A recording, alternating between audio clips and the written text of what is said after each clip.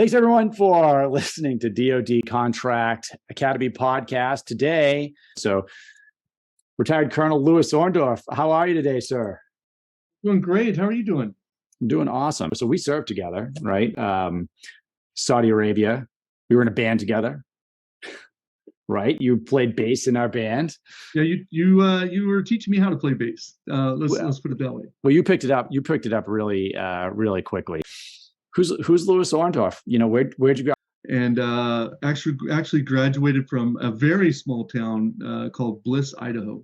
So with my Air Force career starting by joining the Guard, Okay. the Idaho Air National Guard. I actually started out as a called the Cold War era reconnaissance troop, and the recruiter came back and said, well, you know, with all this technical background you've got, you know, your electronic warfare, all this physics and math.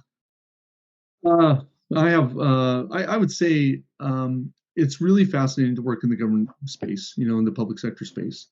But with it comes something you mentioned earlier, that those timelines. You know, as you go through and you are doing your business planning and your strategies, one thing, just build in extra time for everything, every extra time for getting your payments made, extra time for completing milestones. I think you go back to the beginning of, you know, the first concept of a contract and why is this taking so long? I mean, contracting is complicated.